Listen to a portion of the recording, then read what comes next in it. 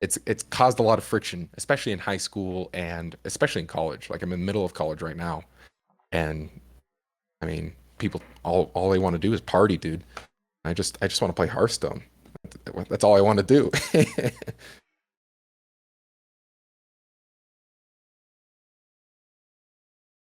Welcome, friend. No, thank you. Well, thanks for having me. Thanks. It's good to be here. Yeah, thanks for coming. So help me. Let's start with what do you go by? My full name's Dominic, but Oh, people call me Dom. So, okay. So Dom, and what are we talking about today? What's on your mind, bud? um, the biggest thing, and I saw the stream subject. It was computer is slowly ruining my life, Okay. and that's kind of, I guess that's the biggest. That's the tip of the iceberg, and I guess we're gonna explore deeper down as we go through. Okay. So that's interesting because you said it's the biggest, and you said it's the tip of the iceberg. so, That's true. I did say that. Most so obvious. How about that? okay. Yeah. And I'm hearing if we're gonna dig down, Dom, what I'm hearing is that maybe like you kind of said that's what you see. Like the behavior that you observe is that the computer is slowly ruining your life. Yeah, yeah, and it's like it's not just computer. It's the computer is kind of like the mode of transportation to a lot of Okay. things. Uh, I mean, it could be It's deep, comic bro. books, it could be manga, it could be Netflix, video games. I mean, Reddit. It doesn't matter. I label the computer because that's what I use to get to my fix, you know? Okay.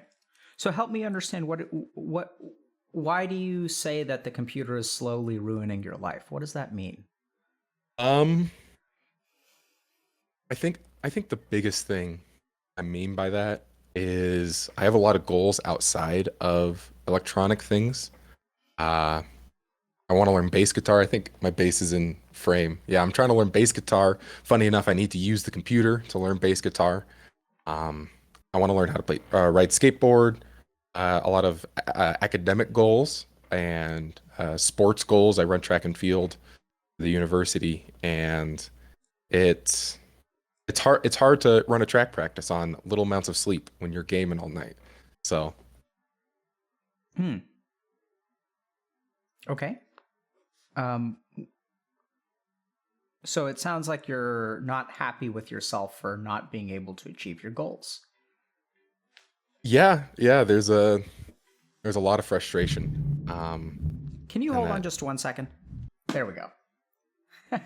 I just realized I forgot to switch over the overlay, so people haven't been able to see you until now. oh, Um, unlucky, unlucky. but we fixed it. Thank you. Um, Now chat can see me. Prior to the computer, we have this boomer device called a phone, and sometimes What? my team has to contact me. It's like a miniature computer that can do very few things. Dude, that sounds really useful and Yeah, helpful in your yeah. pocket. It, it's like a device that can solely do voice chat. Well, you can do DMs sort of. We call them texts, Whoa, crazy. but Kind of like it's emails, kind of like short yeah, emails. yeah. It's like a short email. Exactly. Yeah. So you sound a, a a little bit frustrated that you're not sort of achieving your goals. Yeah, a little bit is kind of an understatement. Um, there are times when because I used to think I didn't have an anger, and I used to kind of just like bury it in a sense, or maybe just ignore it, not kind of bury it because it kind of just explodes.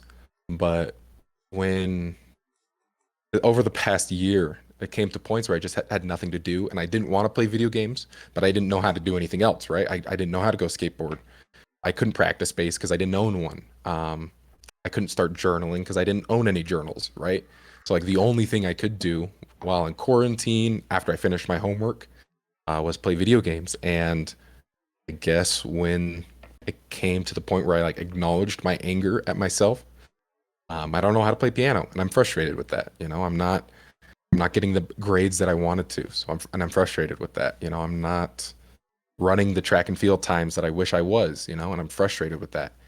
It kind of just explodes, and I got to go take a steaming walk outside and make sure it's well, steaming as in I'm steaming. Uh, What do you mean and by explodes? but it kind of like my face gets red. Um, I can't focus on one thing. Like I'll think about one thing that's upsetting, and then I'll just think about the next thing, and then I'll just think about the next thing, and then I'll just think about the next thing, and it kind of just gets out of control. And all of a sudden, I'm not thinking about what I initially thought about, right? And all of a sudden, I'm angry at my parents, or I'm angry at politics, or I'm angry at YouTube, or I'm angry at the current Smash Bros. Meta, right? Like it doesn't matter what it is. I get just frustrated with stuff. Yeah.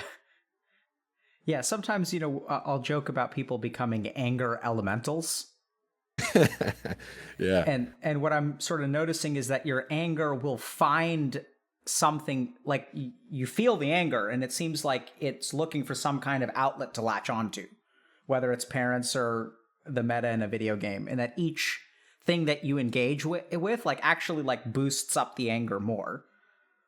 Yeah, yeah, yeah, definitely. That's a good way to put it. So help me understand, Don. Okay, let me just lay a couple things out. Okay, so here's what I Mm, think we can talk about. I want to better understand what it means when you say like computer games are ruining your life, mhm. because what I see is you're like, you seem to have a touch of the Chad within you. Like you're in school, you run track and field, you're learning, like you have a bass guitar. It sounds like you're not very good, but that there's I can imagine. I know it sounds kind of weird, but like I can imagine that a lot of people who are watching would actually like envy certain parts of your life and wish they could do what you wanted to do. Yeah, yeah. Um, so I'm curious about how video games are ruining your life.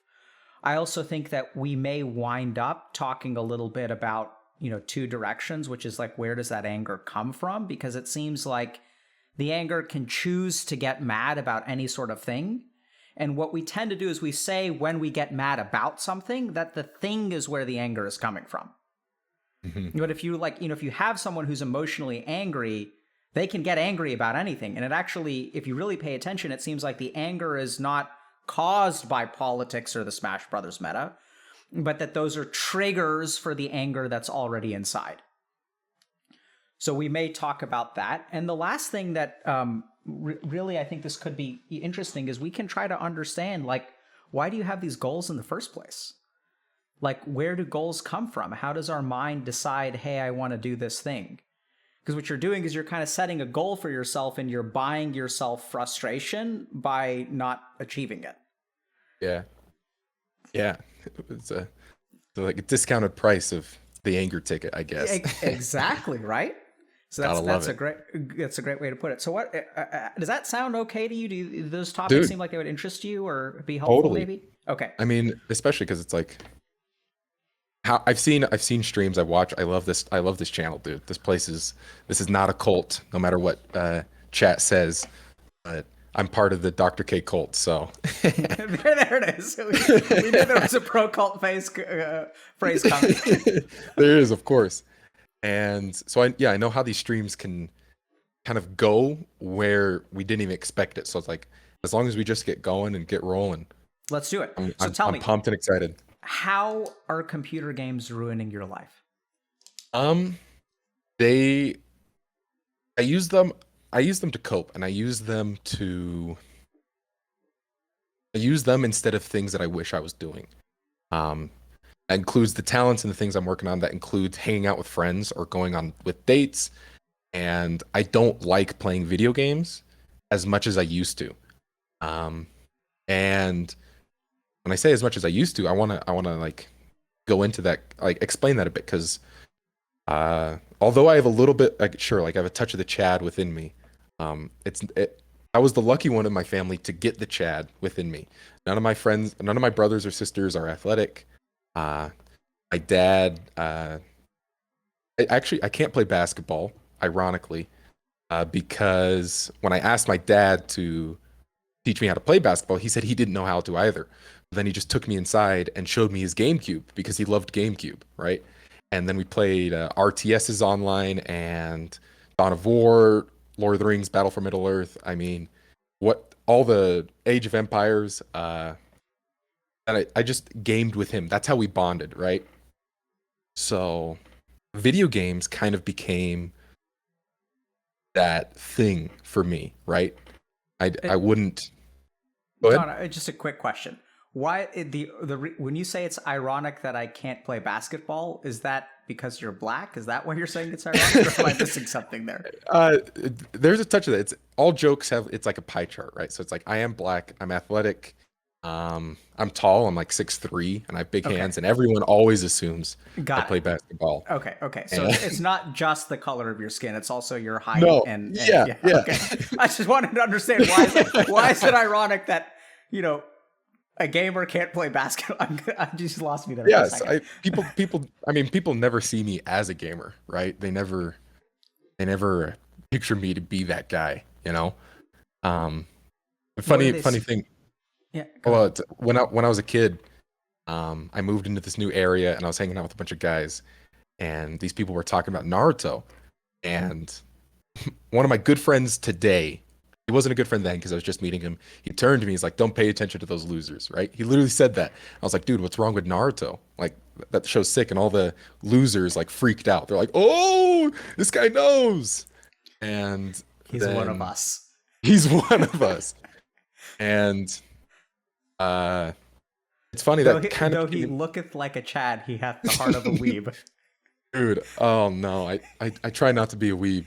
I try not to. I can't.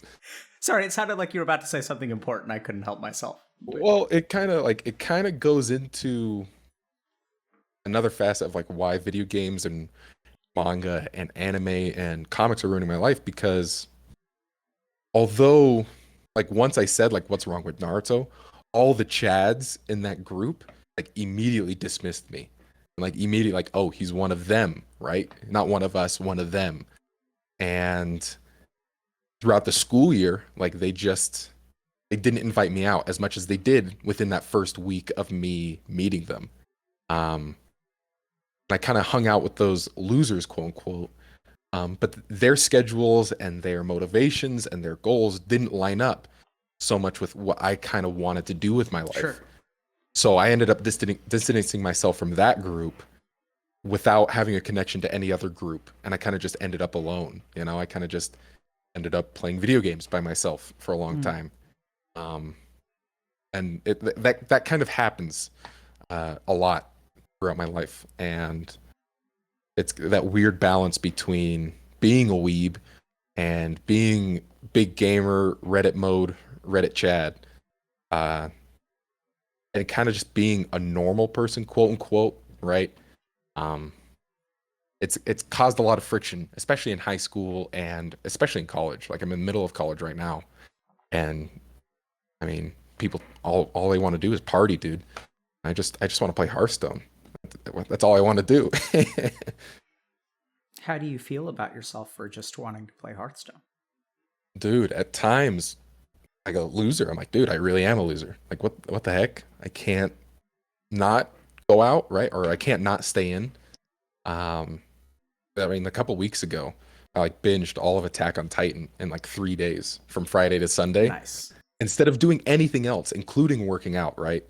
And that like I skipped. I got sent workouts by my coach for the summer. He's like, hey, use these, uh, get in shape, and I just stayed in, watched anime all day and night, and I'm super ashamed to it. And I know he'll never watch this, so I can say it. I mean, I ended up lying to him on Monday. I was like, yeah, I did the workout, and these were my times. This is what I did. Um, and I just felt super ashamed and angry at myself for that, right? Like, not only can I not just go work out, because the workout only took like an hour and a half, right? I can pause Attack on Titan for an hour and a half and come back and watch it, right? But I mean, Well, I didn't. then you'll lose the race of Oh watching my, Attack on Titan within a whole weekend. before anyone else. And then it's just Yeah. like, I even watched it and it's not done right. It's not caught up to the manga.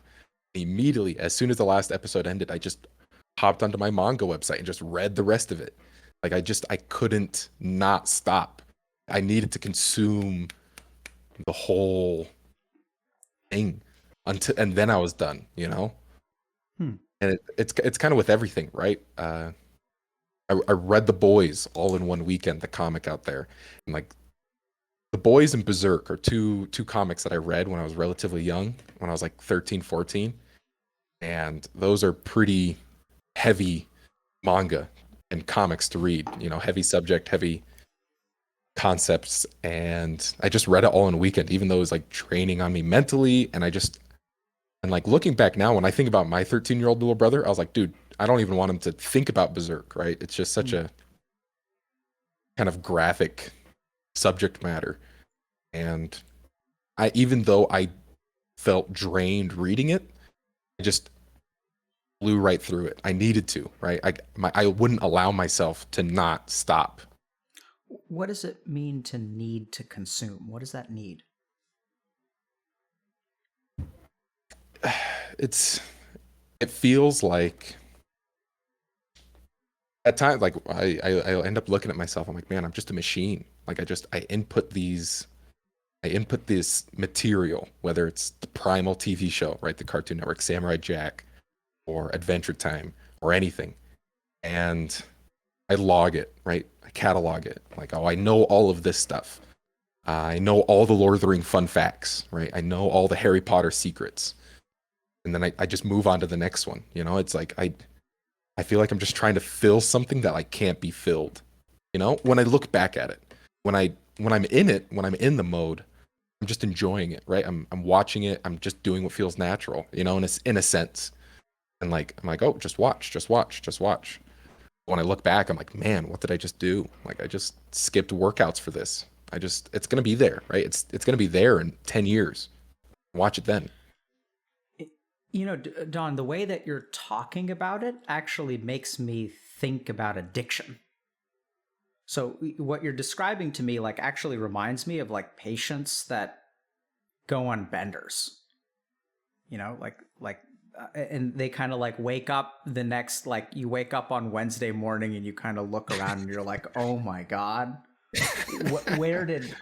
what happened? Where did my time go? What have I been? It's sort of like there's like a very cloudy awareness that feels like primal and hedonistic, and Yeah, then you're not really like, you just need to consume. It sounds very, base to me. yeah, yeah. I can definitely see it like that, especially. I mean, it's like the Hangover Gamer Edition, right? I guess like it just I don't text people while I do it. I guess as well. Like I just like if someone reaches out to me, I like won't respond, or I'll say like, sorry, I'm busy doing something else. And What goes through your head when you say, sorry, I'm busy? not much. It kind of just like that's it. Like I just say like, sorry, I got it. Like I don't want to. It's not saying like, man, I gotta think of this convoluted plot to convince them I'm busy. It's like I don't want to go hang out with them, so I'm just gonna tell them I'm busy. Yeah. Not so much like, oh, I gotta front that I'm so active outside. Yeah. So I know it sounds kind of weird, but what do you think it is that you're trying to fill up with all of the anime? It could just be time. Uh,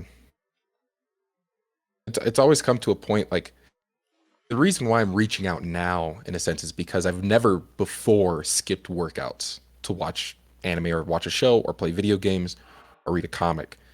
I've always been able to like parallel them within my life, keep them separate. Like I got to work out now. I got to get up for 4 a.m. workouts, so I'm going to bed at 8:30. Right? I'm gonna do what I need to do to make sure my outside life is successful. Um, within the past year, it's kind of just spiraled out of control. Yeah. And a lot of it could be because like school canceled and workouts were canceled. So I was like, dude, all the time in the world to play video games. Like I can do what I've been wanting to do since I was 11 years old. And man, I just consumed. Like I got this game called Vermintide 2 from my dad for a birthday present, and I just played the heck out of it. I mean, all summer. I just played and played and played. And then I got Guild Wars 2. It doesn't matter what kind of game, you know? Like whatever game I just get attached to. Slay the Spire, played a lot of like I'll get it for one weekend and I'll play it for like 30, 40 hours within 5, 6 days. And then I'll kind of get sick of it and then I'll move on. And I mean, perfect example is this last Christmas break when school was a thing. So in 2019 to 2020 Christmas break, um, I bought myself a Christmas present of uh, Star Wars Knights of the Old Republic 1 and 2. And for those 2 weeks, I spent like 41 hours on the first game. And then the next week, I spent like 36 hours on the second game. I just beat it and I just played right through. And then like, I'll like look at like Snapchat, like Instagram, and I'll be like seeing all these people going on trips and hanging out with each other. I'm like they're hanging out like down the street, right? They're hanging out in the city right next to where I live. I'm like, man, it'd be fun to go hang out. I'll just continue to game, right? I won't even reach out to them. I'll like I'll get angry at them for not reaching out to me. I'll be like, oh, I wouldn't be playing this video game if they reached out to me, you know? And like these guys love me. They would be so down to hang out with me if I reached out to them. But like I get in this point where I'm like angry at them for not reaching out to me. So I like just continue playing, you know? Does that make sense? Is that Yeah, a makes a lot of sense. Can maybe I can share with you what I heard, and then you tell me if it makes sense. Mhm, mhm. So I am getting the sense that you really do have like almost like this kind of compulsion kind of thing where like you'll sort of like willingly kind of dive into this, right? And you'll come up for air like a week later. And then it's in those moments of like when your head breaks the surface of the water and you're like looking around that you're like, oh, hold on, there's a life that exists outside of this. And then you'll kind of blame yourself for diving underwater for so long. You'll blame other people for not pulling you above water. There's like some amount of self-loathing, like, you'll blame anything and everything for putting you into these situations. And then you take a deep breath and then you play KOTOR 2. Yeah. Right? That's well put. That's why you're the doctor, man, the cult leader. I mean, you're the one who shared it, bro. I'm just repeating it back. Um, and so what do you think it is that, what goes through your head between KOTOR 1 and KOTOR 2? Um, Or is that really, was there not, did you not come up for air between those two? yeah, I don't think I came up for air Okay. between those two. I mean, it just and the problem is those games are some of the best games of all time. I love those games and I recommend them to everybody. I bought them for my cousin because I was like, yo, dude, you need this game. And it's like I enjoy the things I do, like these binges. I enjoy the characters. I enjoy reading. Like I read the Invincible comics like when I was like 18 and I read them all in like a week, like again, a weekend, and I just loved it. And then the show came out and I was like, dude, I'm so pumped. And it's actually a funny story because I was hanging out with a girl and I was scrolling through YouTube and we were talking and I could like tell like things were moving to a point of like physical intimacy, right? And then I saw the trailer for Invincible on YouTube. And I was like, I have to watch this. Like you are gonna have to be put on pause for like 10 minutes so I can watch this. And then I think J.K. Simmons was like the voice actor. I was just losing my mind. I was like, I ended up nothing happening because I was so worked up on Invincible and this new show coming out. And it's just a funny thing, kind of just like how my priorities like shift to like these mediums of entertainment, whatever it is. Don, I'm getting the sense that you're kind of stuck between two worlds. Like, Yeah. Yeah. Continue. Sorry. I was just agreeing no, with you. how, tell me about that. Um, and you guys know I run track and field, and it's not that I just run track and field. Like I'm pretty good, and I have a lot of potential. And I mean, like I wouldn't be able to pay for college without track and field. Like without, it's basically like a job, and it's not only it can be a lifestyle. There's people and knew people who would go to college just to be the track athlete at their favorite college. And to me, it was always kind of just like something that I saw, and I was like, that's weird that they care about track this much. And then I'd come to these binges, and I'd come out and kind of be jealous of them, right? Because they're going to the parties. They're, like them just running track and field is like what they desire and what they strive for, right? And me being blessed and talented, it kind of just being a means to the end, a means to an end, right? I feel like what's like I want to be part of that, right? And like we've kind of pointed out before, it's like so I'll try to push myself towards that, right? But it'll be friction and it'll be kind of unwanted because I've never been a partier, I don't drink, I don't smoke, I don't do anything like that, and kind of just trying to like fit myself in these placeholders can like Dom, cause what do structure you or care stress. about? Um, when I think about it, I'm really really close with my family, and I'm really close with friends that are like family, Um, and I think when I kind of self-analyze myself, like that's where a lot of this is coming from. My they game. That's my thing. That's my family thing. We have this huge LAN room in our living room where like there's 4 PCs set up, and all of us have Steam accounts, and all of us buy these games, and we'll just play from like 3 p.m. to 2 a.m. Right? We'll buy Terraria when it's on sale, and we'll just grind it, and we'll just play it and play it and play it. We'll order pizza. It doesn't matter. That's just what we do, and it didn't like really occur to me like how unhealthy that can be uh for kids because I mean I started doing that when I was like 11. When Terraria first came out, like my dad and I played Terraria until like 3 a.m. for like 4 nights in a row, and that's one of like some of the greatest memories I have with my dad. But when I think back to it, I'm a nutrition major, right? I'm learning about how important sleep is for young kids. I was like, holy cow, what was my dad doing? Like, why didn't he just tell me to go to bed and we could just play in the morning? And I come back and I see my younger brothers doing that thing, the same type of patterns and same type of things, and like going through the same struggles I went through, as a teenager. And a lot of that's just teenager struggles, right? It's tough being a junior high kid. Um, and I get angry, right? Like we said earlier, I get mad, and I also get mad that like that's how we like again like that's what I care about. Like I care about my family, and that's how we bond. Why does that make you angry? A big thing is because I've put so much time, so much of my time as a youth into these useless games.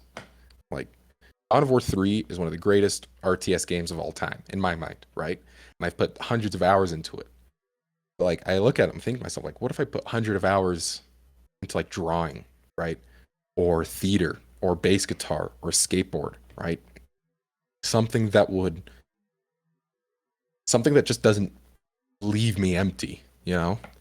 Something that doesn't kind of just drain me like it does. And I get mad because I get mad that I didn't have the supervisors or like the adult supervision to ward me against that. And I don't have a problem with video games in moderation. Like, but when I go through these binges and I go and I look back at how many hours I've wasted on CS:GO, like it's so pointless, right? I don't want to go pro. Why am I spending so much time on this? Like I could be doing literally anything, and it's like I could be reading. I've bought so many books. I've gotten to like the last 4 chapters, and then like I just fizzle out. Don, it sounds to me like you've wasted a fair amount of your life or lost a fair amount of your life. Yeah, yeah. That's it's a big. That could be especially from ages like 10 to like 17.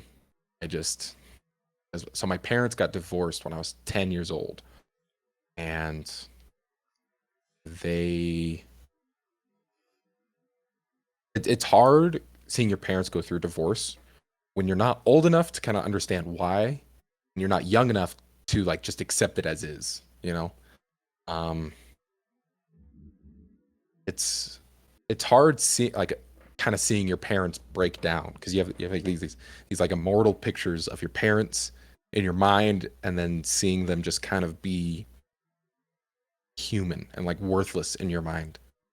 Uh, like again, I just like there was one time my dad was like feeding us, fish sticks because that's all he had, and he just couldn't stop shaking because of how sad he was. And I remember like looking at him like he like that's so sad. I just thought that. And then my mom kind of just reclused herself, right? And I guess from that point, like is where these I just kind of threw myself into video games, and I we had the Lord of the Ring discs at home, the Lord of the Ring movie discs, and I just consumed all of it, dude. I went through every special features, and I went through every second of the movie, and I watched every little bit of it. And I did that with like every movie. I ended up going through like this because back in the 2000s, right, we had these huge CD cases or like these little hand flips, like CD books, right? Mhm. And we had tons of them, and I would just watch over and over and over, and I'd went through every single one of them. It didn't matter what it was, right? I remember watching Live, Laugh, Love when I was like 10 years old or like 11 years old, and it's super chick flicky movie, but it didn't matter to me, right? It was like that's the next one, next CD, right? And it's like thinking back, I'm like, wow, like that was a real girly movie. Uh, Don, what was it like? What did you understand about your parents' divorce? Can you? um, I just understood they were splitting. Uh, they were pretty volatile at times, and I knew within myself that it wasn't good, like what was going on. Um, and that's about it. I didn't, when they I feel like every kid like secretly has like the good guy in their mind when parents get divorced, unless it's just outright bad or it's actually done really well. Um, What but does for that mean? me, The good guy in like their mind. the the aggressor in the divorce and like the one who's getting the short end of the stick, right? Or the one who The did nothing wrong in your mind, the villain, right? I see. The villain and the hero. So Um, who is the villain and who is the hero in your parents' divorce? for me, like I just saw them both as villains in a sense. I was like, this is like there wasn't. Both of them had their issues, right? And like I can see that, and I was like, this, like I don't like this. I don't like this at all.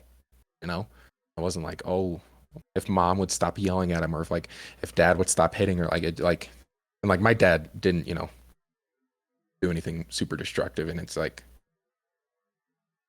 there was no moments like, oh, like I need to protect so and so in my mind, right? Or like I'm gonna put up. It's like I kind of just like that's like this is bad. This is not good. I don't like any of this. You know, What what was in your mind? I don't remember a lot of it. I remember feelings, the feelings of it bad, but like a lot of it was kind of not blocked out or forgotten. But I don't know. I remember like few key moments. I remember watching my dad walk out of the house from the window when his friend came and picked him up. Um, and that's about it. From like it was like from ages like 1 to like 8. I remember, just being a normal kid growing up playing Ghost in the Graveyard outside. Um, and then again, like those few key things. I remember going on a trip with my dad when they were still together. So my parents were still together. I went on a trip with my dad to Montana, and my mom didn't want to come with us. I remember that, and I remember being weirded out by that. Like my mom and my older sister like stayed home. Like, why? It's a family trip. We should all go. And it just didn't make sense to me. Um, and that like those few big things, and like a general feeling of like I don't like this. Like I don't like this uneasiness. I don't like this tension. I don't like how quiet the house is, Hmm. or things like that. And what were things like after they got divorced? Um, physically, it was pretty weird, going from one house to the other. I didn't like that very much. Um, it was also weird because we moved within the same neighborhood.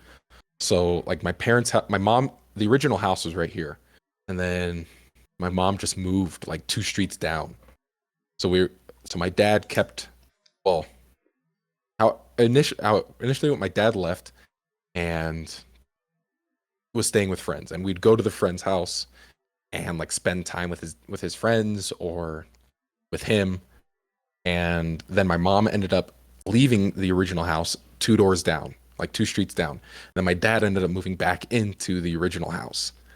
And like we'd just walk back and forth for like the weekends. And it was really weird because I mean, he was just down the street, you know? And like mentally, in my mind, he was just down the street, but like we couldn't go see him, like couldn't go hang out with him. And that was kind of weird. And it was also weird because he didn't have like any furniture. So it was just like an empty house. And we got pretty poor at times because like one time like the water was turned off and like I had to go to the neighbor's house and ask for water so we can like pour it into the toilet so we can flush. That was really gross all the time, especially if like my younger siblings didn't tell us they used the restroom because they just forgot, and I was like, oh, and I'd come to an awful surprise. Um, then we moved again. My mom moved again, like down the street to like another apartment, and like the reason why we did this is because we wanted to stay within the neighborhood and to stay within school, right? We didn't want to move schools. Sure. And then my dad ended up moving all over the place, all over the state we lived in. And again, I didn't like it. I didn't like going to different houses for the weekend. I didn't like the fact that like we couldn't just get back together, right? Because I remember watching Mrs. Doubtfire, right? And like thinking to myself, I'm like, wow, like they're just so good for each other. They should just get back together, right? And that's what you kind of think when you're a kid. You're like, Robin Williams is such a hero, right? And then they now I look back, I'm like, well, they didn't end back together because they're adults and they make their decisions. Um, but as a kid, I kind of really didn't see that. I was like, just say sorry and figure it out, right? Like let's raise above our sinful states, I guess. What's wrong with that? With wanting to raise above, Yeah.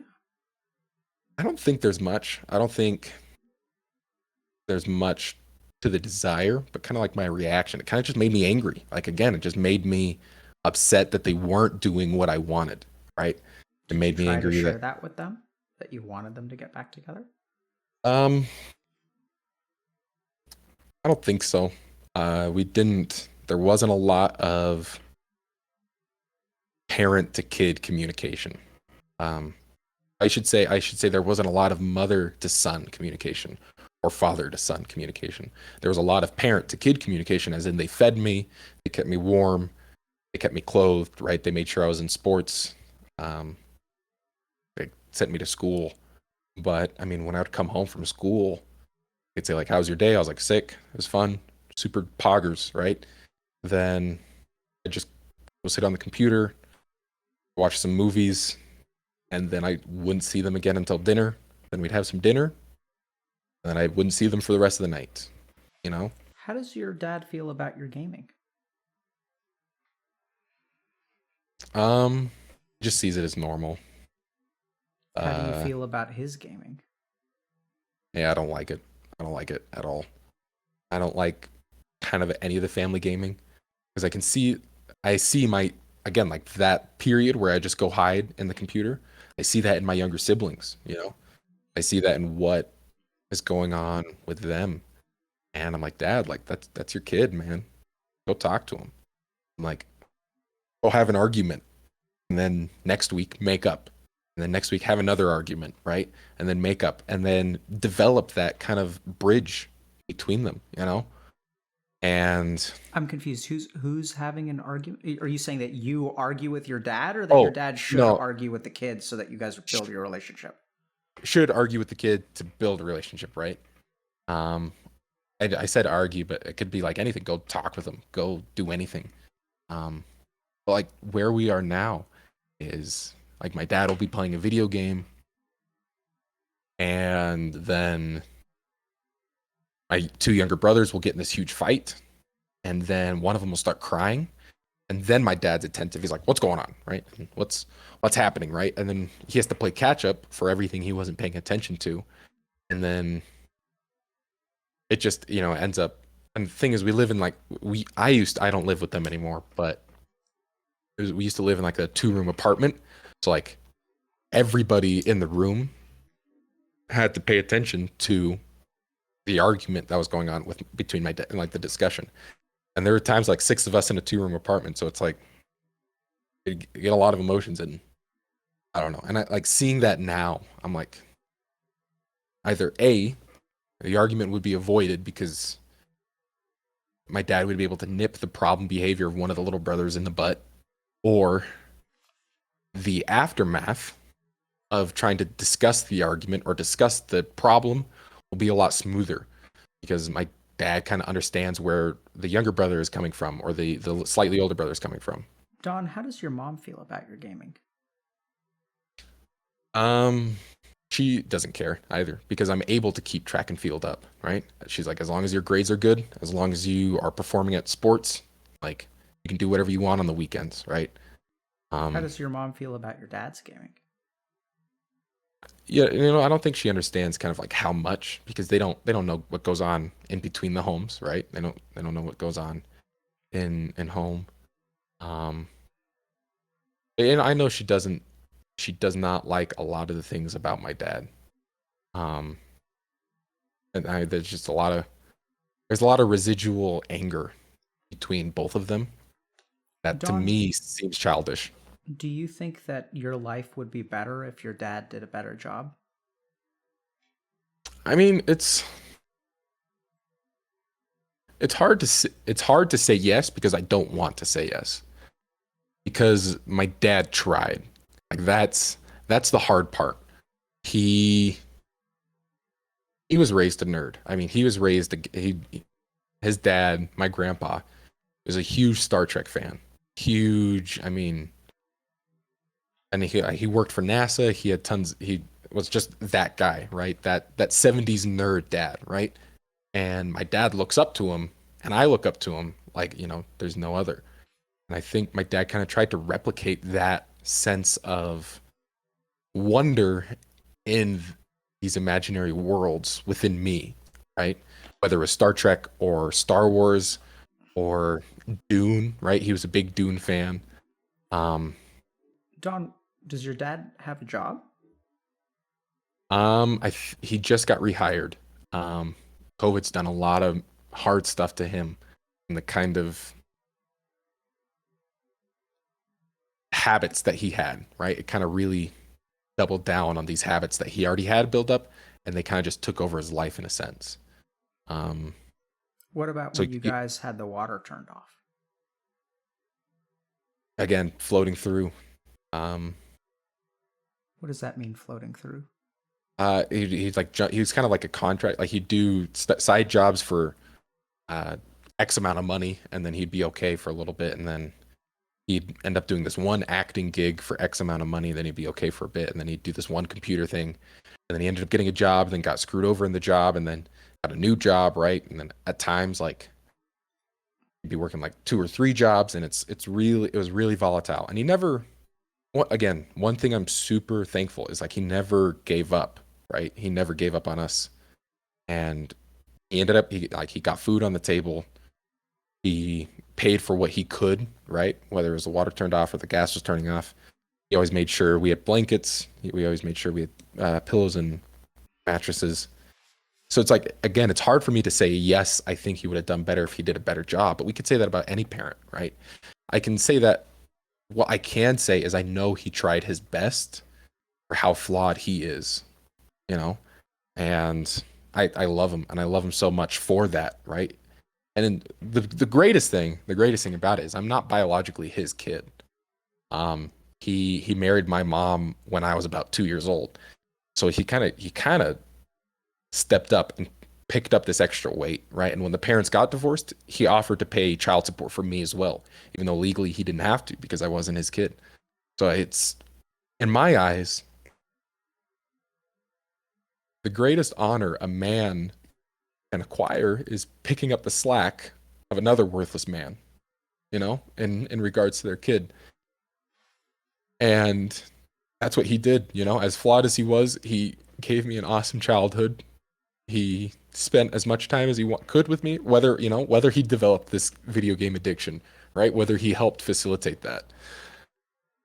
He loves me. I mean, I'm a 6'3" black guy, right? But he's a 5'10" white nerd, right? And he looks at me like I'm his son, and he hugs me like I'm his son. And I love him eternally for that. I can acknowledge his flaws.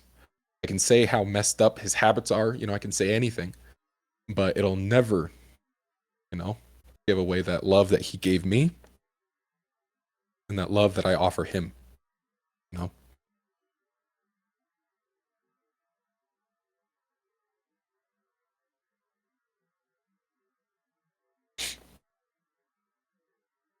Sounds like a real hero.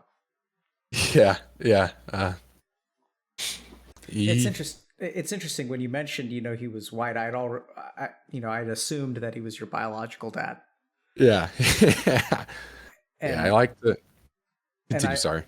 I can only imagine how much more challenging it is to accept a child that clearly everyone knows is not your child, and so how Yeah, much more he deserves our respect. yeah, yeah. Um, I like to call ourselves the Jigsaw family. Because I have an older sister who has her own dad, another older sister who has her own dad, and then me has my own dad, and then the three younger siblings all have the same dad, who's the guy I call dad. Um, you know, and again, dude, it's like I have so much love for both my parents because my mom. I mean, that does not sound like an easy family situation to mother, right? That's a lot of ties and that's a lot of emotions. And my mom never gave up on us. She did so much for me. Um, she's the reason I run track and field because after seventh grade, my first year running track and field, I wanted to quit because I was like, this is hard. Running sucks. Like I gotta work out. I gotta sweat. I gotta get tired. And she pulled over the car. She's like, you are running track, whether or not, like before I die, right? Or something. She said something super dramatic, and she saw it because it was the only way I was getting to college, right? We couldn't pay for it. Getting to college without student loans. Um, and she didn't really teach me how to do homework very well. She didn't. I took a lot of her procrastination within myself, right? And a lot of her bad habits within myself. But you know, just like my dad, like as flawed as he is and as flawed as she is, like I'm only running track and field because she made me, and I have that Chad within me because she made me. I have a future in education and college because she made me. She did the mom's job, and so it's like again, I don't have hate for my parents. I have nothing but love and wholesome, pog I think champs from I think you have continue. more than love.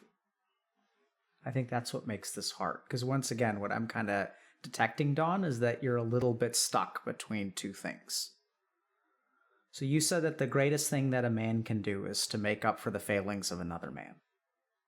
Yeah, it's like it's pretty big greatest honor, I think is what I said. I like to say the honor, kind of Yeah, nightly. so I kind of wonder, Don, are you making up for the failings of your dad?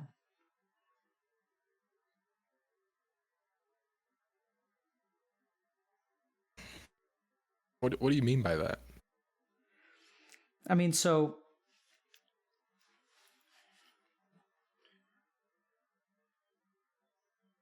when I asked you, a little bit about what you thought about your dad. You kind of said, I was like, could your dad, I don't remember exactly what the question was, but it was sort of like could your dad have done a better job, or do you think your dad let you down? I asked some question like that, right? Giving you a chance to poop on dad. And I was like, would you like to poop on dad? And you were like, it's hard to say yes. Right? You said, I don't want to say yes. You didn't say no. Right? And then we kind of touched on then what you started to do, quite gallantly, may I add, is rush to dad's defense. And so magnificently.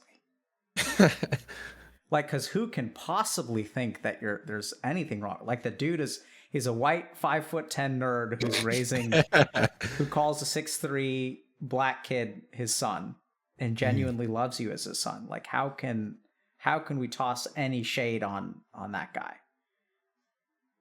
Right? Yeah. And I get that there's a lot of genuine love. I get that your dad went above and beyond and like deserves a ton of love and respect. And at the same time, you face certain challenges. And when you get angry, I think you get angry with your parents. What I heard over and over again is you didn't like it. And it was weird, and you didn't like it. And I think that there's an adult within you who can understand that, adults have problems and sometimes divorce is what it comes down to. And that, like, on balance, they did a fantastic job. Your mom, helped you get into track and field. Your dad gave you a love for gaming. Your dad gave you love in general. And so, like, on the pro and con column, like, your parents both win, overwhelmingly so. But when I hear about your struggles, there's like an understory here that I think part of the reason that you may be stuck is because, like, you're not willing to acknowledge it. Right? I mean, like, when you kind of it's interesting because you said that you used to be able to keep the reason you reached out now is because you could keep it in check. You said that you used to be able to keep your external life and your internal life parallel.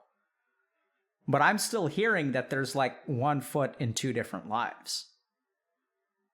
And I think that, I know this may sound like one of these weird, like, spiritual positive things that no one knows how to do, but as long as you're living two parallel lives, like Don, it's never going to work.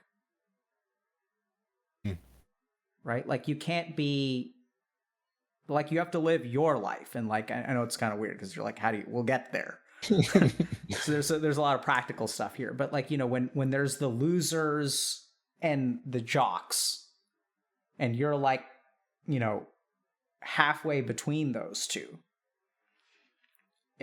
you can't, I don't know. I mean, I think there needs to be some kind of, like, internal resolution about the life that you want. And I think some of that stuff is, I mean, I'm not out to make your dad seem like a bad dude. I mean, clearly you played the ultimate ace card in terms of, no one can ever think you're dad. And but I mean, yeah. It's sort of like 50% of a joke, but, like, definitely, I mean, he gets away with a lot if he does that. Yeah. Right? Yeah. Yeah. And so the reason I kind of bring it up is not to, like, put badness on him, but, like, to acknowledge that the things that hold you back are all the things that he gets a pass for can still negatively impact you. And what we're talking about is you. It's not, I'm not out there, and I know I do this a lot where people, like, I get people to shit talk their parents. It's not that, like, I'm not trying to shit talk your parents. Yeah. It's that we need to understand that, like, your dad is propagating probably, like, quite unhealthy behavior in all of his kids, which all parents do. Right? He's not unique there. Like, I propagate unhealthy behavior in my kids. That's impossible. Like, don't even say that. Dude, so my kid will wake up at 7:30 in the morning and she'll try to come wake me up. And then and I'll like she'll grab the iPad. She's like, "Dad, can I be on the iPad?" And I'm like, "Yeah, sure, absolutely." And so it's terrible, but the first 45 minutes of her day are, like, spent on, like, melting her brain on YouTube, which is not what you want for a 5-year-old. Oh, no. But We all propagate bad behavior in our kids. Like, I'm not a perfect parent, there's no such thing. And the challenge for you, though, is it's not about bashing your parents for blame. It's about understanding what is the impact that you have to deal with. And as long as we're giving your dad a pass and we're ignoring his effects on you, then like, how are you going to fix them? Yeah. You know? Hmm. And so I get why it's not bash your dad stream. Yeah. And you know, he really does sound like a truly amazing guy, like no doubt in my mind. And at the same time, like, you know, you're a nutrition major and like you're starting to learn a little bit about the world and you're beginning to realize that like maybe some like fish sticks and, you know, gaming till 3 a.m. You said you guys did that 4 days in a row. So like, was it summer vacation or was it like, Dude, it was probably spring break. It was, okay, I mean, that's good. especially even if it's just like a Friday, like if there, like it kind of gets to the point where like if there is no responsibility that I have to equate to tomorrow, right? Show up to tomorrow. I'm gonna throw away right now. You know, and that's kind of like how it lines up, you know? And like the more I learn about habits, right? Building habits. We are our habits, right? I'll never be rid of this until, you know, I get rid of that habit of throwing away my night if I don't have anything at 8 a.m. the next morning, right? I should just go to bed, right? Or something like that, you know? So, you know, when it was spring break, when it was summer vacation or anything, we would do that as long as we didn't have anything to do tomorrow. Yeah. So let me ask you, you know, Don, I don't know exactly if this has been helpful yet, but you know, I certainly feel like I understand you a little bit better, and I think it'll like clarify. I don't know. I don't have a clear sense of. Let me just think for a second.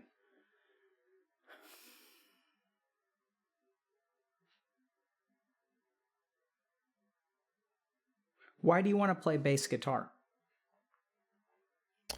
Dude, I think personally it's the sexiest instrument known to man. Um, when I was getting into music, because you know when you're a kid, you always listen to what your parents listen to. So when I turned, you know, 13, 14, I kind of, you know, started touching my own music. I was listening to music kids were or listening to music at school, you know, whatever they were listening to.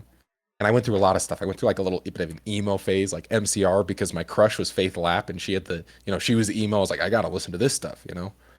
Um, then my 10th grade year, I started listening to like my own music, like things that I really liked, and a lot of it was bass guitar. Steve Lacy plays a lot of bass guitar, and he plays his own bass. Thundercat was a huge one. I love Thundercat. Tyler the Creator has some really good bass lines in his songs, and I just I didn't understand it was bass until I started looking into the music. I was like, oh, that's the bass, that's the bass line.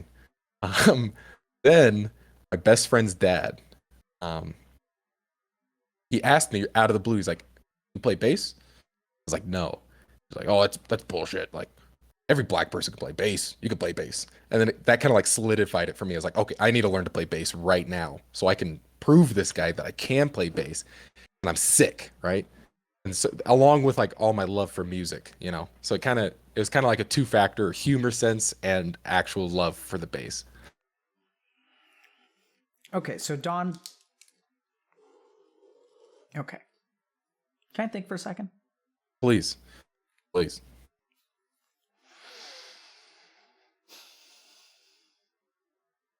So you've watched a fair number of our streams. Yeah, yeah. I always usually tune into the VODs. Okay, Because I'll but be so like working. you're familiar with like the concepts and stuff that we discuss. Yeah, yeah. And I watch a lot of the YouTube channel as well. Okay, so like, do you know what a samskara is? Um, Refresher, please. Okay, so like sometimes we have emotion that gets. So when our mind experiences emotion, we can either bury it or process it. Okay? And generally speaking, a lot of the emotion that gets buried then manifests later in life in particular circumstances. So what I'm going to try to like put together, I'm going to try to like summarize what I understand as your situation, and I'm going to give you like a couple of options. Okay? Yeah. Give me just a second.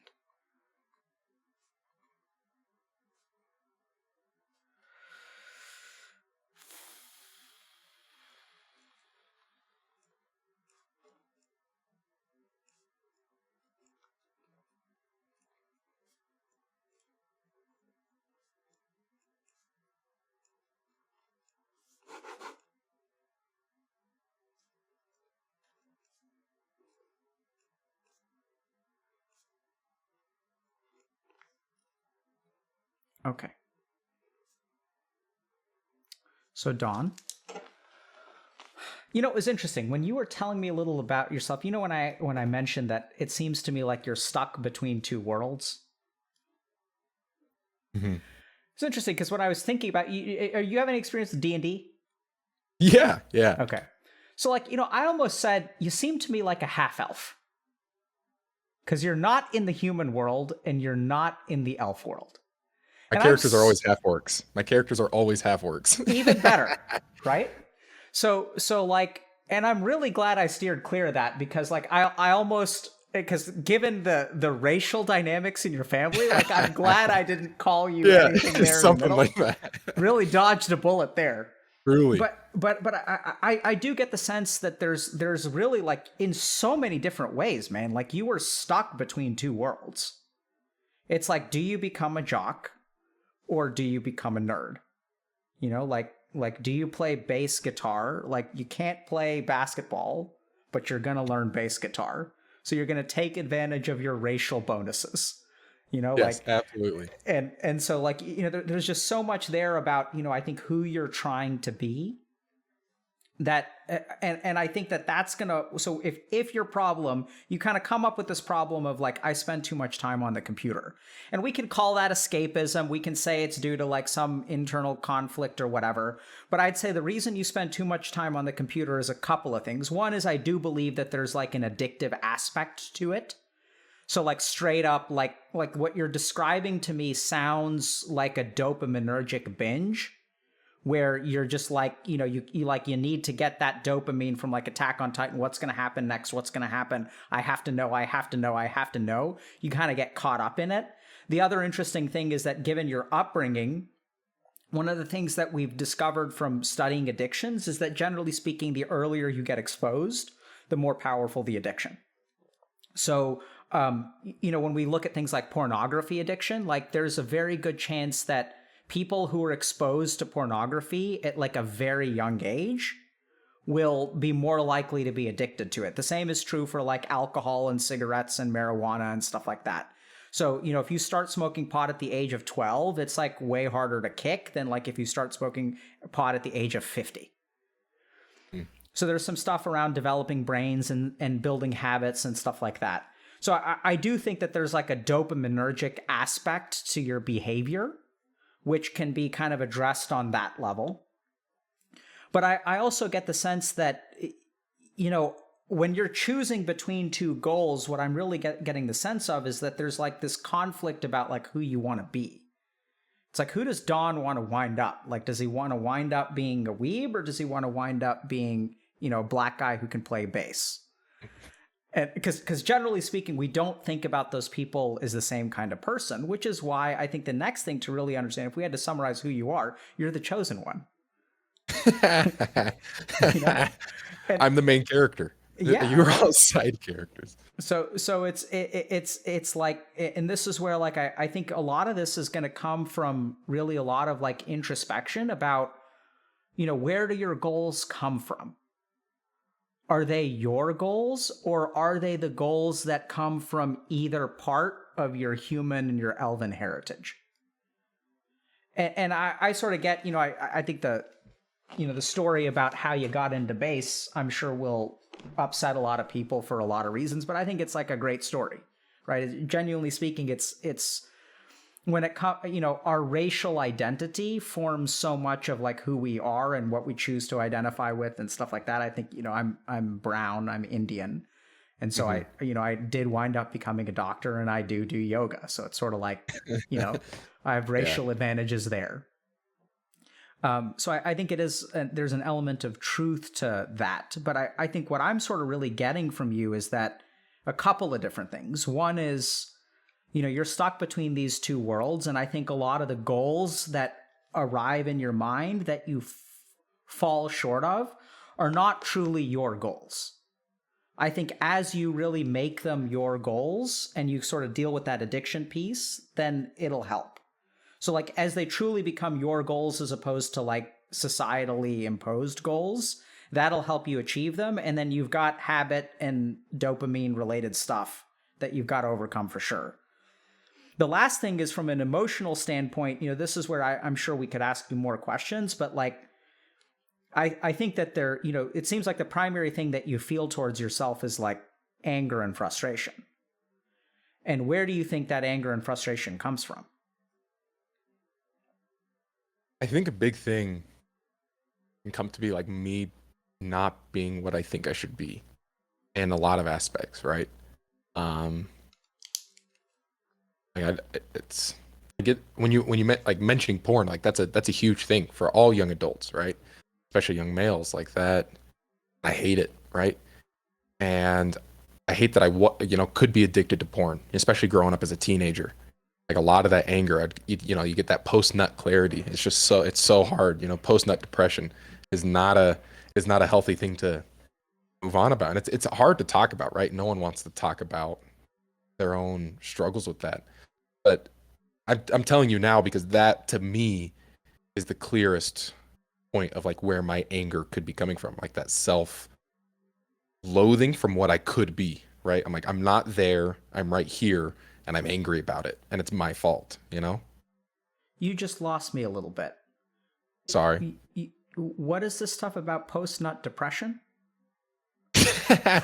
uh, so there's a joke, right? You're watching some sus material online, and you climax, and then you open your eyes, you come over the water, and you're like, this is gross stuff. Like I do not like this, right? That's usually post nut clarity, right? Post nut depression is just the depression you feel of being attached to this, being tied to it all, right? Being tied to the computer, the pornography. Um, it, it's it's really just a joke, like a play on words. Okay. Um, Uh, but yeah. So are you saying that in the post nut clarity, you're able to see that your life is not where you want it to be? Like, are yeah, you clearly able to? Because like you're free of all of your like coping yeah. mechanisms and stuff like that. Oh yeah, yeah, Okay. definitely. I mean, that's yeah. Okay. So, all right. Sorry, I was a little bit confused. So you're, it sounds like you're angry at not being what you think you should be. Yeah, yeah. And I mean, especially this last year, it's also like angry at what I was. Because I gained a lot of weight in quarantine, and track and field's base is about the strength to weight distribution, how strong you are versus how much weight you're carrying around. And I gained like 25 pounds in a year, even a little less than a year. And that was like not good weight either. It was a lot of binge eating and just garbage. And right now, where I am, I'm in between. Well, I just look back at my high school life, right? My freshman years, I'm like, man, I was so in shape. I was so much more fit than I am now. And I need to be more fit than I was then, right? Like I put myself so much further back than the goal I want. And then anger and sadness and all the emotions come through. Okay. Can I process that for a second? Please go ahead.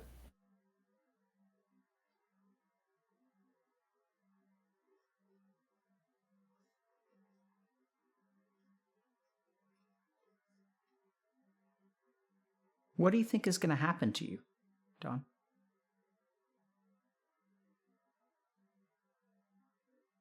Um,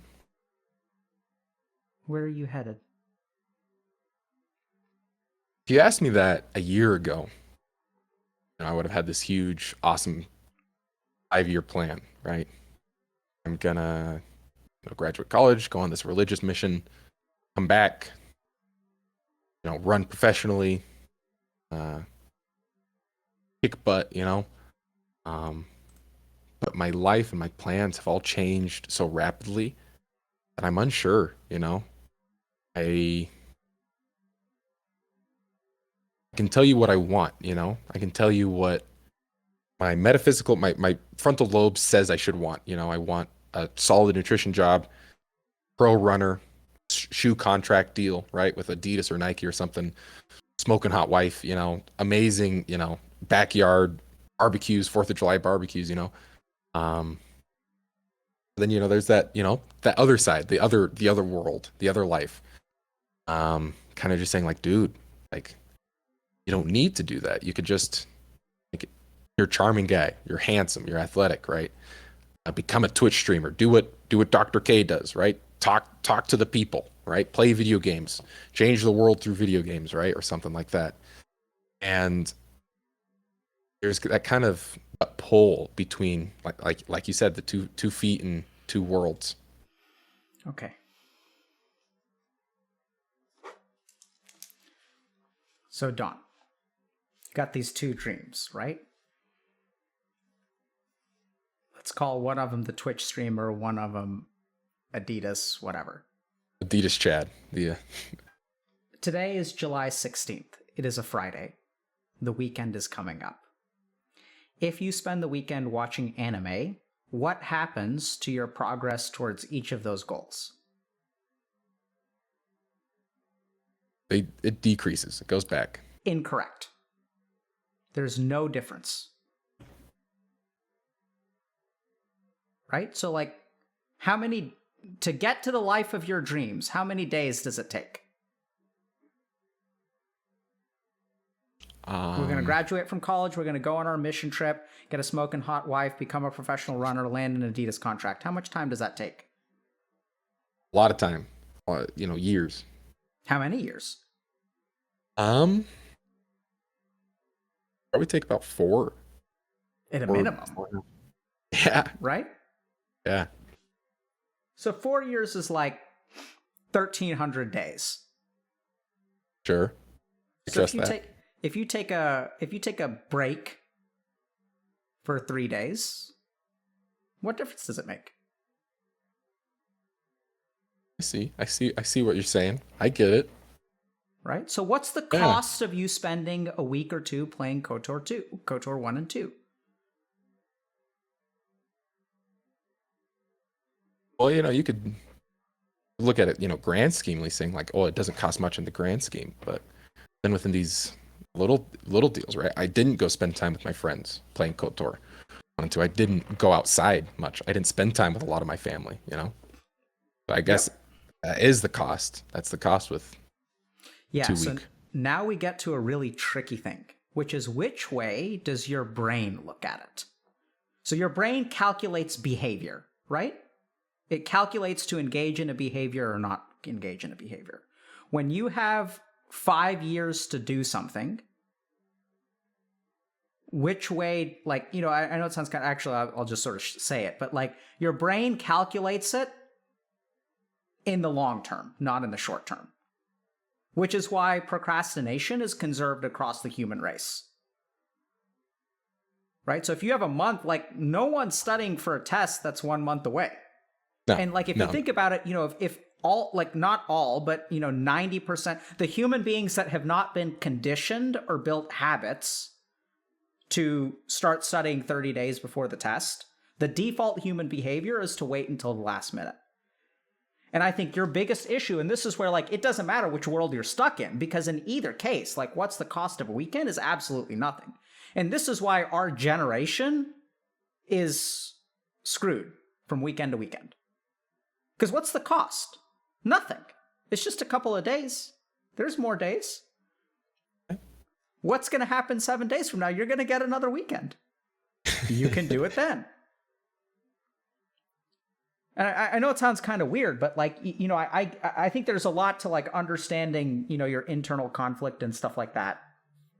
I do think there's a lot to understand about your anger towards yourself, because that I think is to a certain degree like related to a lot of anger that you have from other places, and you're kind of taking it out on yourself. So this is sort of where like, you're upset with your dad for helping you get into this situation. Right? Like, do we want to forgive him? Sure. On balance, did he do an awesome job? Absolutely. And like, don't tell me, because when you're walking around and you're steaming, right? Like, who are you blaming? Myself. And your parents. At Yeah, least yeah, you yeah. said that earlier, I did say I was getting angry at my right? parents. And what kind of thoughts does your mind produce? Not We're not good saying that. ones. Yeah. So like, can you give me an example of like in what way you get angry with your parents? My parents specifically, they just get jealous of my friends and their parents. Um, Good. Tell me, what are you jealous of between your friends and their parents? Stability, that's a big one. Um, in my area, it's really low divorce rate in my area, and I get really jealous. I mean, because again, it's like that adult side of you tells yourself, right? You're like every group has problems. Every family has issues, right? But then my kid's side looks. I'm like, man, I'd rather have those issues, the issues they're having, and the issues I'm having, right? What And are the especially if issues? Yeah, go ahead. Sorry. I was gonna say, especially when I grow closer. Um, just saying like it takes a village to raise a kid, right? Or raise a whatever. That was really, really true in my sake. Um, outside of my own family, I have like four families where I could just walk into the door, right? And they'll say like, "Oh, hey, Dom," and they already have a plate set up for me, right? And I'm really close and really thankful for those families. So I know kind of their family issues. I see the sibling arguments. I see the parents doing whatever. Um, when I was a kid, to answer your question, like what specific issues? When I was a kid, I just hated having to move from weekend to weekend. Um, Especially when my parents moved further away. I couldn't see my friends on some weekends just because I didn't have a car. My parents were at work. We can't make the 40-minute drive down to such and such city. Go hang out with your friends, right? You're just gonna have to sit and hang out, right? And I hated that. And I was like, man, I wish the whole family was just in one spot, right? Another one is kind of just reassurance that your parents love each other, you know? Um, don't take for granted, like if your parents truly love each other, that's a wonderful example to you about true love, right? For a kid. And I kind of really didn't have that growing up. I didn't have that golden globe of like this is what a marriage could be. This is what you could produce. Like look how wonderful this family is, right? You have all these kids and they're married now and you're getting nieces and nephews and we're all here spending time together. My family can't really do that, and I get angry and I get jealous and I just get sad, because not only do I want that, there's the realization that I truly don't have that. I have to go to sleep with that knowledge, I have to wake up with that knowledge. I have to go to Fourth of July. Like going to two Christmases as a kid sounds like a cool idea, right? Two birthday No, it's presents. I terrible. mean, dude, the pain of driving away from one of my parents' homes from Christmas morning and seeing them wave on the sidewalk just tears me up inside, especially as I get older, especially because I'm the one driving my siblings around, right? We wake up at my dad's house and having to say goodbye to a parent on Christmas morning, go to another Christmas morning is sickening and I hate it. And seeing the pain in their eyes because they love us, right? They don't want to be alone on Christmas morning. They don't want to be alone anytime. And going 11 years like that, it's just so draining. And I don't think people, they don't acknowledge those moments within the divorce. They don't acknowledge those 15-second interactions that you have nightmares about. And it's awful. Yeah, man. It's I know So, like, there's, I think, a bias in Western society towards, like, the individual over the unit. So, generally speaking, there's this sentiment that it's better to have two happy people that are divorced rather than raise a kid in an unhappy marriage. Which, as a psychiatrist, I mean, I have a bias in terms of my sample size, right? Because the people who come to me are the ones who are a little bit unhappy. I'm not so sure that's actually the case, though. When I hear stories like yours, and the problem is basically every story of divorce that I've heard, I'd say easily 80% are like yours, where it does actually, and this is something that I think is something that gets propagated. Like, parents will tell themselves all kinds of things to justify being able to get a divorce. And they can't tolerate the idea that, like, this could actually hurt your child. And we as a society sort of say that divorce doesn't hurt children, whereas I haven't seen that. I've seen that just about in all cases, divorce does hurt children. I'm not saying that it's not a good idea to get divorced. I'm not saying that there aren't good reasons to get divorced. It's just I'm the one, the kid walks into my office 20 years later. Mm-hmm. And so that's just what I see. But I think it's kind of dangerous because, like, when you said, everyone thinks two Christmases is good. Oh man, the most consistently terrible thing that I've heard from kids of divorced parents are holidays. Yeah. Never do you feel so trapped. There's no way to make anyone happy, and it's just shit for everyone involved. Mm-hmm. And this time that's supposed to be like happy and celebrating ends up being just like painful for everyone, and it happens every year. And it even especially with all the marketing, it's just it's bad. Continue. Sorry. I mean, it even gets to the point where sometimes I'll, when I work with like patients, like we'll even have to set limits. So I have some patients that over time have grown to actually tell their parents, I actually can't come home for the holidays anymore and see either of you because the toxicity is just so high. I don't have the bandwidth for it. Mm-hmm. I'm going to just be by myself during Christmas. And I will come and visit each of you for 1 week at a time, and we're going to hang out, and I'll fill you in, but I just can't do it during the holidays because there's just no peaceful way to do it. It's crazy where things end up. But kind of coming back to you, Don, I mean, here's what I think. So there's a lot of that anger pent up. Frustration with yourself, frustration with your parents. I think the more that you acknowledge that, I think the better off you're going to be. Not to say that I think it does sound like you feel it and stuff, but I think the real issue here, and I want to talk a little bit about goal setting, is that, so when you look at your life and you say, I wish it wasn't like this, I wish it was this, and then you build together this 5-year plan because you have a touch of the Chad within you. You're Chad touched, not Fae touched, not Fiend touched, you're Chad touched, right? You're a Chad touched half orc. Totally. And so then what happens is your mind still builds these kinds of like goals for you. You're like, okay, I want to be a Twitch streamer. I want to be this. I want to be this. Look at the Chad drinking milk. Yes, it's strong bones. It's not like an energy drink. No, never. So that's a lesson for everyone who's watching, by the way. You wanna I'll do one more. So I think that one of the, I think when it comes to your goals and what you want to do, what I would say to you, Don, is to really think a little bit about a given day.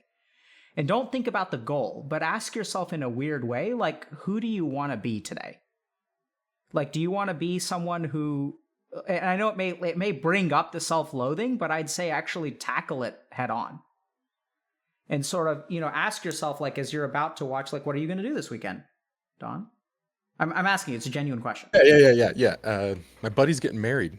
I'm going to be a groomsman. We're going to hang out and swim and chillax, play some video games, maybe Smash Bros. Meta. Who knows? So let me ask you, Don, is that the person that you want to be? Yeah, yeah, it is. Especially because it is like a, especially these people I'm going to. Um, Luckily, throughout the years, I've been able to acquire companions in my D&D campaign because I'm the main character, right? Um, People who just love me, right? Both the weeb side and the Chad side, right? They understand that like they come to me with Star Wars questions because they know I've read every single comic book and every single EU book. Like I know everything, right? Um, they come to me with comic recommendations when they want. So, but they also, they support me at track meets. They support my healthy activities.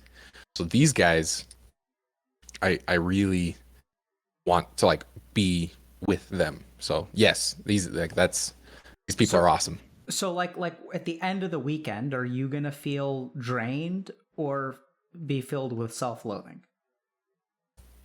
Um,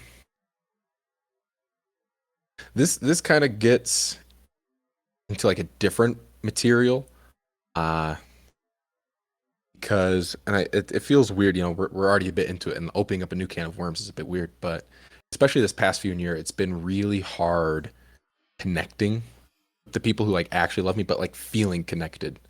Um, because there are times when I'll go hang out with my best friend Brian, right? And then something will go wrong, or um, specifically, uh, he'll ditch me, or like something like that will go on, and I'll come home and I'll just feel like awful, and I'll just feel like, wow, this really sucks. Because when I have so few of like the real friends, when my own mind senses that it's not going right, it just kind of spins out of control. Um, so like it could be like I can go into this wedding and I can go and I could just, my jokes are firing off, I'm killing it, and I feel loved and I feel accepted and I feel on top of my game. But if I go and like something doesn't feel right to me, or it doesn't, like I don't feel loved or something like that, I get into pretty deep dark places. And that kind of game has been what I've been playing for like the past 4 months, 4 or 5 months Can you with. can you help me understand what you mean by a deep dark place? um One of you, my favorite stream that I've watched of you was the Suicidality one, because it explained the phases and the spectrum of all of it, and how every single one is dangerous, and every single step of it is important.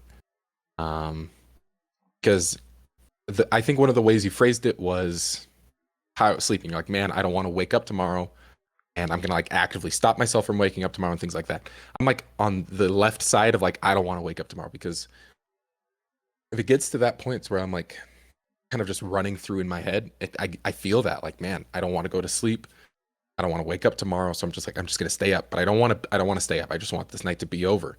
And I like end up running through the circle. And what's helped me with that is writing. Actually, I've become big into writing. I actually I restarted my high school blog, and I've been writing on stuff like that. And especially these last like 3 weeks, it's been pretty bad, because a lot of stuff that's happened in the past is coming up, and like specifically my best friend uh teaching me. I'll just kind of explain what happened. In New Year's Eve of 2000, just this last New Year's Eve, I had three buddies that I really wanted to hang out with. Like each one of them bailed on me and went to their own parties. And it wasn't like, oh, like I'm doing this instead of this, Dom, like come hang out with me. Like I called him, I was like, hey, what time do you want me to pick you up? He's like, oh, sorry, dude, like I'm so plastered right now, I'm already at this one thing, I'm gonna stay here. And then he hung up, right? And I was like, oh, cool, like awesome. And then I ended up going to this one other party with someone else, and he ended up leaving halfway through the party, and like I had to find a ride home, talking to other people. And when I don't think I really processed it then, because now when something like that happens, I just fall apart. I fall apart, and again, I need to go take a walk, and I need to go take a thing, and like again, What, Don? please, When you fall apart, what is happening in your mind? not wanting to exist. And I'm just gonna be honest. I'm just gonna be frank, and I'm just gonna be honest, and I'm not gonna try and because I don't know who's gonna watch this, right? It's scary speaking this to the world. Because who knows in a week if my buddies I'm talking about watch this and I freak, they're like, why didn't you talk to me? And it's like, dude, it's so continuing, just not wanting to exist. It's truly like that. It's not like, man, I want to kill myself. It's like I just don't want to be here. I don't want to have this, What is your experience of existence in that moment? dude. It's weird. It I don't one way is like I'll like look at myself in the mirror. I'll be like seeing someone else like look at me. I'm like that like I don't want that, right? Like it's kind of gets like that. I'm like I need to get outside, right? So I'll go outside and What I is the just need other like what does the other person see when they look in the mirror? dude, that's the thing is like I don't know, it's not like something like it's not like I'm like talking to it or like communicating. It's like that's just like I look at it and like that's not me, right? So I end up needing like a sensation. So like I'll splash cold water in my face. I'll go outside, like feel wind, right? 'Cause if I'm inside, there's like no wind, and like if I feel the wind, I'm like okay, like cool, cool, cool, right? Um, something that I actually uh do a lot now after watching your suicidality stream is I used to I used to want to just go get drunk. I've never drank before, which was the weirdest thing to me, right? And I didn't think much of it until I watched your suicidality stream and you're telling me about how quickly the decision of suicide is, how quickly the decision of suicide is made, and how much alcohol propagates that, and like how much it swings that. Um, because one, for some reason, I've always been fascinated, quote unquote, like my suicide side's always been fascinated with getting hit by a car and like stepping in front of a train and just something quick, like a hard impact. And I get this sense that like when I do, like I'll just free fall and I'll fall through the air and I'll roll. And then like my life is out of my hands, And like it's so weird because I after watching your suicidality stream, I look back at my life and realize like that's been a thing throughout my whole life. I'd drive to track practices or track workouts or track meets where I really didn't want to go. I'd say to myself, like, man, I really wish a car would just hit me. Like, man, I really wish I just not have to do what I'm about to do. Right. And I used to not think it was a big deal because I didn't have a plan. Right. I'm not planning on suicide. It's not like this. And then you are telling me, you're like, this is scary. Right. And then I believed it. So instead of indulging in alcohol when I go on these walks, I'll buy a bunch of candy. I'll just eat all the candy. I'll drink soda, and I'll get an energy. And I eat healthy. I drink milk. So like these moments, I kind of like indulge myself and uh, step away from that kind of stuff. So, Don, anyways, sorry. how long have you been having these thoughts of just wanting to escape from your situation?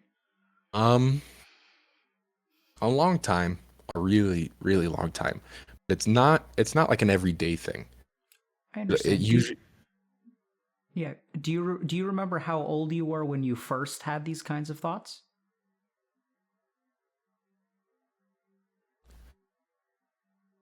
I guess the first like prevalent sentence of like I want to escape was my had to have been sophomore year of high school because I had dreads. I had long dreads back in high school. It was super cool. Um, and I was driving, and I just finished a track meet, and we actually won the track meet, and I destroyed. Right, I was carrying the big trophy. I had 4 gold medals, and we went to a restaurant, a popular burger joint that it's tradition in my community that when your team does well, you go to the burger joint, right? You go eat the burgers. And we went to the burger joint. The bus dropped us off and everything, and had a great time.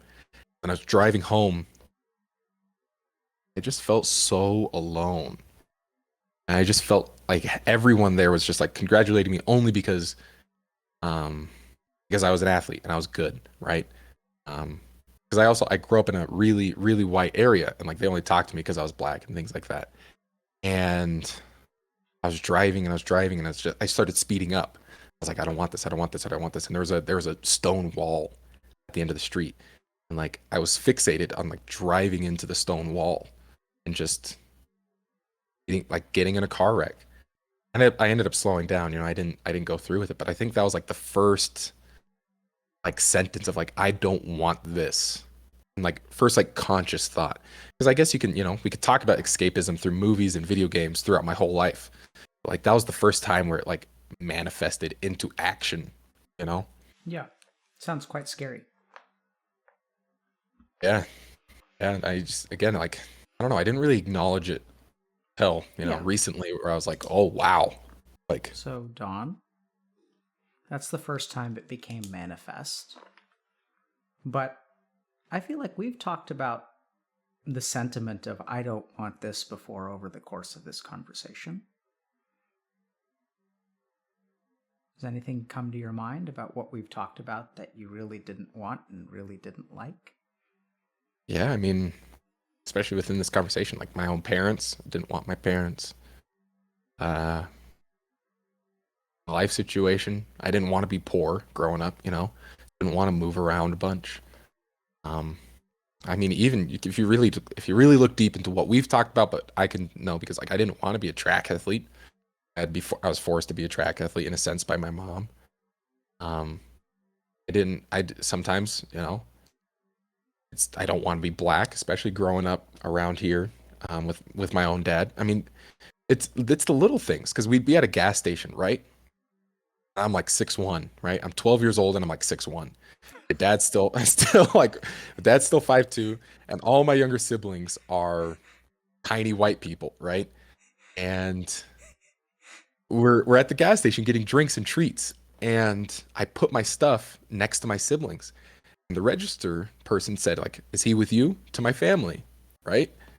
Because no fault on them because I looked like a young man trying to sneak some kibbles and frickin' with this nice white family, right? So it's like even a sense of like I don't want to be white or black. I want to be white. And like, dude, I remember, oh my gosh, this is a weird memory that just showed up. I remember wanting my hair to look like Justin Bieber's because everyone loved Justin Bieber.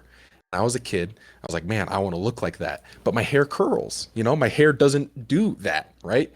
And I remember getting like gel and like making it like a mohawk, like like all the other kids in like 2006, 2007.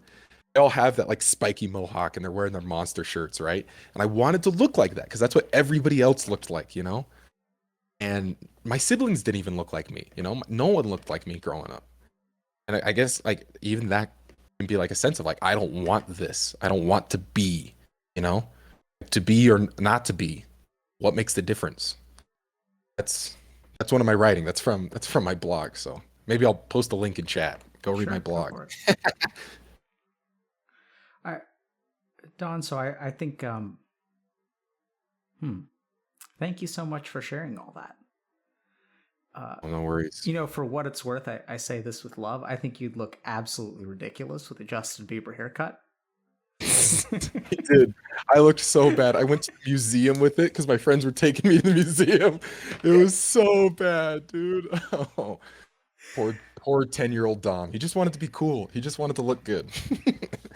And I think here we see the stuck between two worlds, right? Like it makes sense, man. Like you have this conflict. You really are like the chosen one in you're Oh, like the no. last of the Uchiha. It's like, do you want to be an Uchiha or do you want to be like one of Oh, these no. good homies from Konoha? Like which one do you want to be? I'd rather be freaking. I'd be Shikamaru. I'd want to be Shikamaru if I was a Naruto character, but Well, I mean, it's tough, dude. because I'm seeing the 10-year-old with Justin Bieber haircut or the bass playing dreadlock hairstyle. you Yeah, know? yeah, dude. Oh, the two sides of the same coin, man. Same person though. That's the craziest thing to me. It's like it's all sides. That's the same person. That's all within me. Like it's hard to like hate one side of it. and be like, oh, I can't do that because I truly want that, right? Like, that's something that not it's not foreign, right? So, Don, I'm going to actually disagree with you a little bit. I don't think Okay. either of those is you. Okay. I think it's fine for you to want those things. I think that want is genuine, but I think actually your journey is about figuring out who you are, not what you want to be. What you want to be is not who you are. It's Mm, what you want to be. mm. And I know it sounds kind of weird, but like, I don't think either of those things is you. Makes sense. You It are makes not an sense. orc, and you are not a human. Yeah. You're a half orc. It's its own thing, has its own racial bonuses, has its own stat adjustments, Yeah. You play a and half orc like an orc, you're gonna lose, dude. If you play a half orc like a absolutely, human, you're gonna lose, oh no. right? So I think it's like Justin Bieber haircut, bass playing, anime T-shirt, milk drinking. I actually I almost wore my Howl's Moving Castle shirt on stream. Yeah, And I would have been like, oh no, I can't do that. right.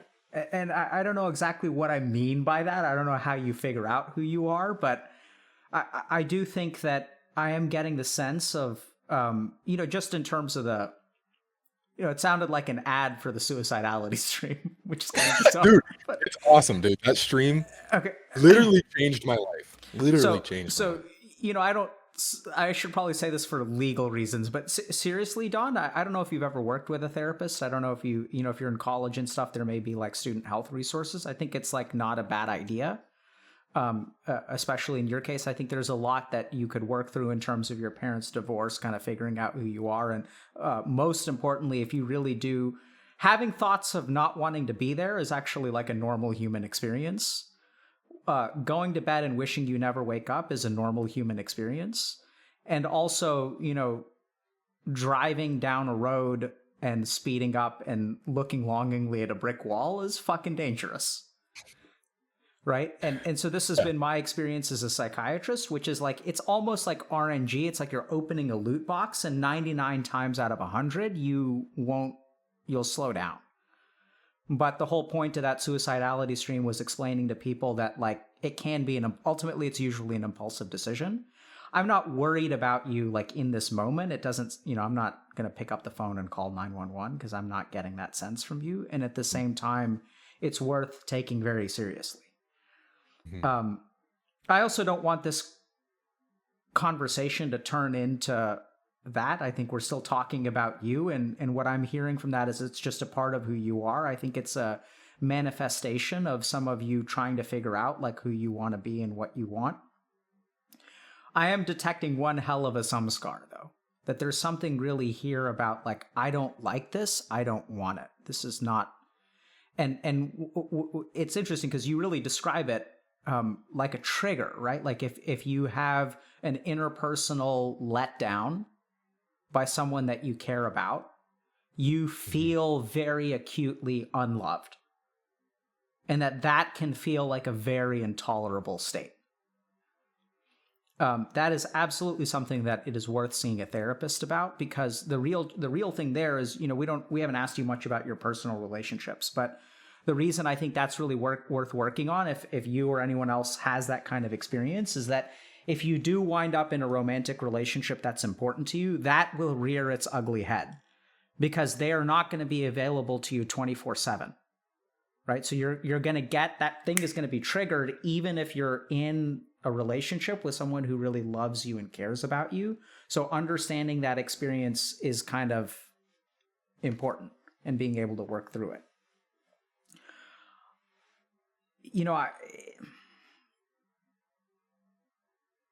I feel like I should advise you or guide you in some way. What do you think, Don?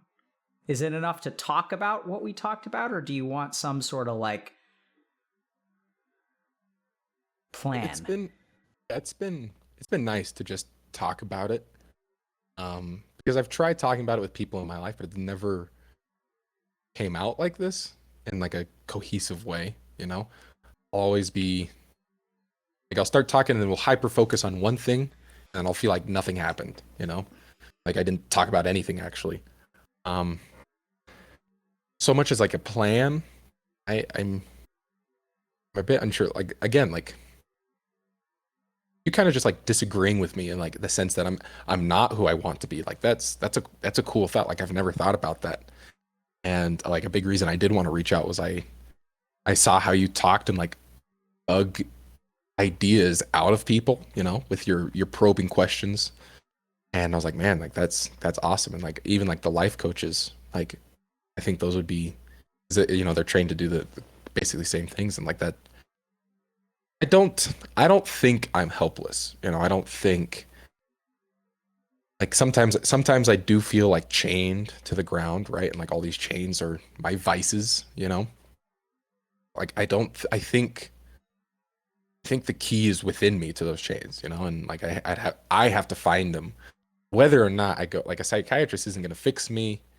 Psychiatrist will help me fix me, right? A psychiatrist will do all that's within their power to fix me. And like that kind of applies to you. Like I don't think anything that we figure out within, you know, the next whatever minutes we have left or we do is going to be like the golden standard. It'll definitely help, and anything you do say that helps. But like again, I think listening has helped, and like just discussing and a throwback back and forth and talking to someone who knows nothing about me and like exploring me with that person is, I think, valuable. And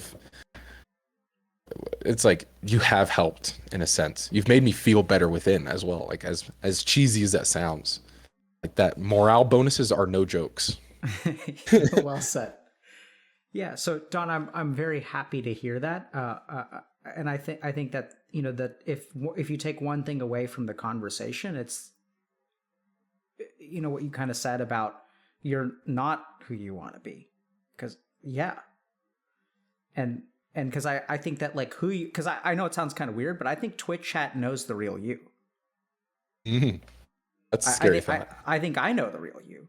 And I think that dude's absolutely a Chad. He's not a Chad in the way that, like, you're, you know, not in the traditional sense, but I think we've gotten to see the real you today.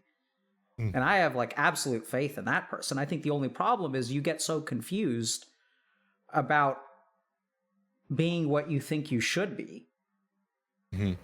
Like, being human or being orc. Either direction. That you don't really acknowledge that you're really a half orc.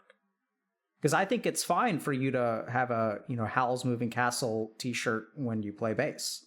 And I think we actually all know, we know who you are. I mean, you've made it pretty clear Yeah. from the get-go that you can eat healthy and, like, you know, take care of yourself and be physically in shape and learn how to play bass guitar and spend, you know, a weekend here or there watching Attack on Titan. Like that sounds great. Sounds like you're done, actually.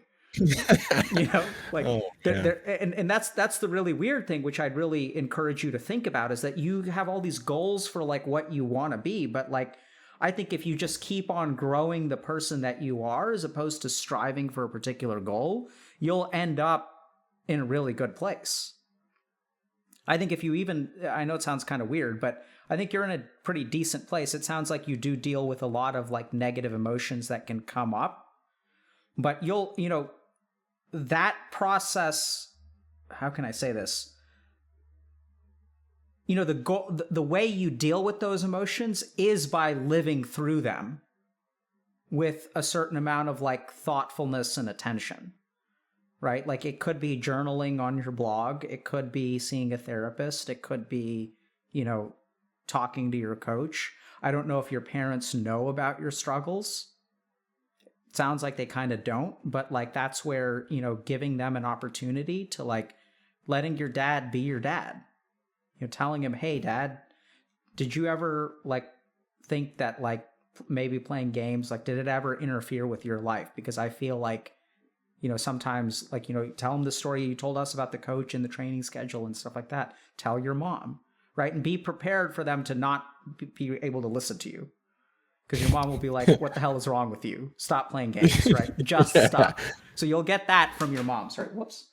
Just turn off the computer, silly. Yeah. But I mean, you know, I think it could be a really like connecting conversation to ask your dad, like really, not in a judgment sort of way, but say, hey dad, I'm struggling with this. Did you ever struggle with it? Mm. And I think that the last bit that I would tell you is, on a given day, I know it sounds kind of weird, but I think when you think about the goal, you can afford to lose a day. You can afford, because remember, the Attack on Titan binge is not you don't binge the whole week in a day. You binge one day, and then the next day, can I afford to watch Attack on Titan? Yeah, I can kind of get away with it. And then the next day, can I kind of get away with it? It's like, yeah, I can get away with it. And so if there's one question that I encourage you to ask yourself is that when it comes to a given task, as best as you can, with awareness, ask yourself, who do I want to be today? Do I want to be someone who spends this hour watching Attack on Titan?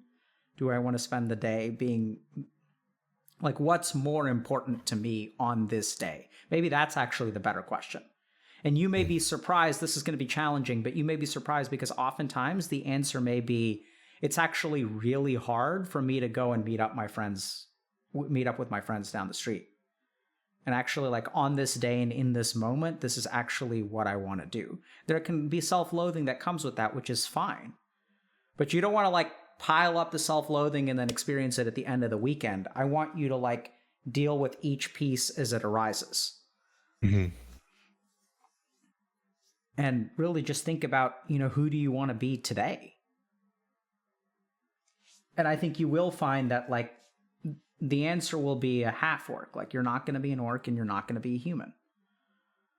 Today I want to practice base. And you know what? Today, anime is more important than base. And on another day, base is going to be more important than anime. Mm-hmm. Thoughts? Thank you. Questions? Thank you. I mean, that's first thought is thankfulness. I mean, that's some power stuff. I really like the idea that I am not what I want to be. It doesn't define who I am. Like, who I am is the person I wake up as. Yep. And that can change. The ability to change is hard but powerful. It's slowly. I like to say, well, there's a quote called "History turns on hinges," and I think that's the same for people as well. It takes day by day to become yourself. And as long as I'm taking 2 days to become this person and 2 days to become the other person, I'm always going to be one day in the middle. And so I'm always going to be just in that weird friction place. Or I can kind of like accept my person in the middle, instead of like, oh, I need to only be athlete Chad, Gigachad, and the other side is like, I need to be a cheese eating Vermintide 2 player or whatever, who cares? Like, I'm thankful. And it's like, it's also something to chew on, right? Because within these dark weekends, like I feel like I just sit and, like, again, just look in the mirror or not know what to think about. And then I end up thinking about things I don't want to think about, hard things, hurtful things, and having that kind of sense of mind that I can kind of like direct where my thoughts are going. It gives me comfort, gives me stability, I think. So I thank you for that. Well, you're very welcome, Don. You're kind of a Giga Chad yourself. You know that? I did not. I know it sounds kind of weird, but what makes you think I'm a Giga Chad? Dude, I have a personal belief that Chad, it's a mentality thing. It's not a physique thing. It's not a. What is the mentality of a Giga Chad? To raise others up. That's the thing. I mean, that kind of ties into what my dad did for me. But like, we're on this planet together, bro. Like, let's raise each other up. When I think about people at the gym who help out the weaker one, or the person who's not doing good form, just helping each other out. That's a Giga Chad. Not the 200-pound person who's only looking at himself. 200-pound bodybuilder. So when I think of Giga Chad, I think of people like you. Who has his life set up, has his life in a situation that can, he can live the rest of his life then, on the side. Like you said, you're not a streamer. Yet here you are on Twitch helping out little old me, with my mentality. And how many people are watching? What, 5K people watching, who knows if two people in there are being changed. To me, that's a Gigachad. So when I say you're a Gigachad, that's what I think. So I'm sure that I look like a Gigachad from the outside, but I would say to you, Don, that you and I are exactly the same. And I'm not just, I know it sounds kind of like, oh, like that's what a Gigachad would say. Like I get that. I understand that. Yeah. But I think this really importantly needs to be understood. The problem, Don, is that when you wake up and you try to be anything, that's the mistake. Like you are what you are, right? And in that moment, you need to ask yourself, like, what do I want to do right now? Because we think about who I am as something that's longitudinal over time, but it's not. Who you are is only present in the moment. So I'd agree with you that a lot of Gigachads have a mentality, and that mentality is to not try to be a Chad at all, but just like, what do I want to be in this moment? Devote yourself fully to like when you, like today, I don't know where you are, what time zone you're in, but it's Friday, right? It's 2:15 in Central Time. And so like, what are you going to do for the rest of the day? That's who you are. You cannot, like, who you are is defined by your thoughts and your actions. More importantly, your actions. And so like, what are you going to do today? And be like, and it's okay for you to like, be a degen person from time. Like I do it too.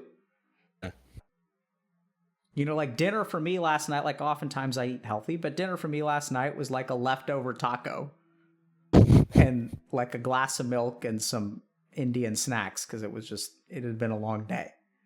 And then today I'm going to like eat better, and so just you're already exactly what you need to be. And the Gigachad is one who realizes that it's okay to like not be where you want to be. I like that. Right. And like the more that you like, are you going to be a professional athlete one day? Sure. Why not? But today, are you going to be someone who does your practice or not? Because forget about the professional athletes. Like, what are you going to be today? Yeah. Yeah. Powerful stuff. You can't skip today, man. I always want to Rocky montage my way through life, and then show up at the end. But exactly. So one of my mentors once told me that no one wants to write a book. Everyone wants to have written a book. Yeah. That's the problem with the goal mentality, right? You want like, oh, I want a backyard, I want a barbecue. You want to be at the end of, you want to be at the end of the story. No one wants to live through it. Yeah, dude. It's true. And the biggest paradox is it's the people who chase the end that never get there. And it's the people who let go of the end that are the ones that become the Gigachads.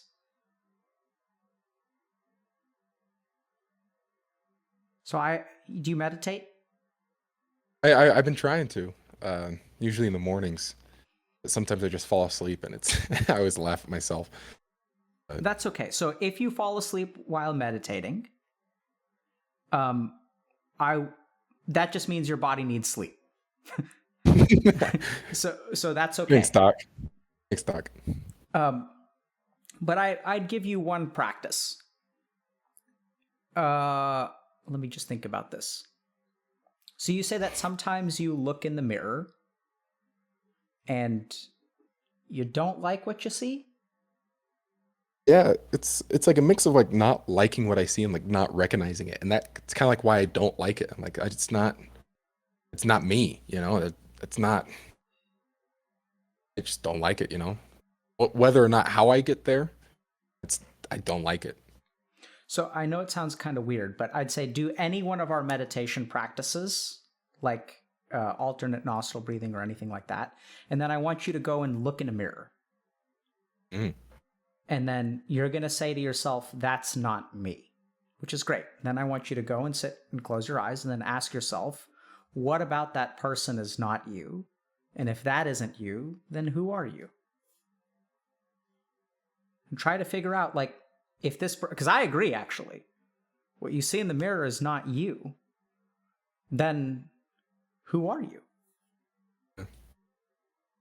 Be careful about doing this when you're in a dark place, though, okay? The reason I say like doing alternate nostril, do something else first, because if you're in a dark place, what you'll notice, you can even do this, but what you'll notice is that all of the things that are not you are all of the things that you loathe about yourself. I wish I was this, I should be this. You don't want to like give into that. So in a calm way, just look in the mirror and try to see like, is this me? And if not, then what am I? Yeah. I like that. Seems easy enough, quote unquote. Yeah.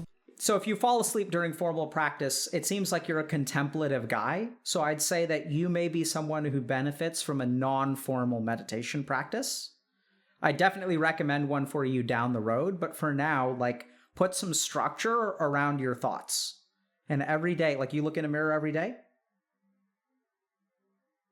Yeah, so then I'd ask yourself, what am I today? And is this person me? And that can be your meditation for now. Are you giving us a link to your blog, by the way? Uh-oh, muted.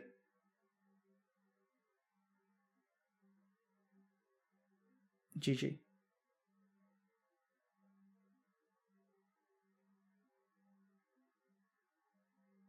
Okay. We're SOL. Can't hear you.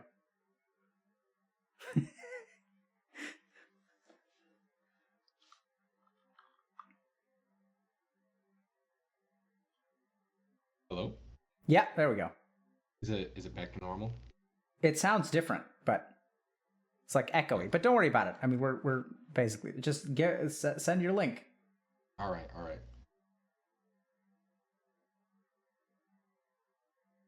I just posted it. Do I just post it in chat? Oh, are you Dom Windu? I am Dom Windu. It may be that you can't post a link because mine is showing as edited. Okay. Okay, so this is what you message, DM it to me. I may be able to post it. Okay. It's my old high school blog, so. If you want people to read it. Yeah, please go ahead, read it. Okay. Yeah. So Dom, thanks a lot for coming on, man. Oh no, thanks for having me. You guys really, put a smile on my face, and that goes a long ways for a lot of people.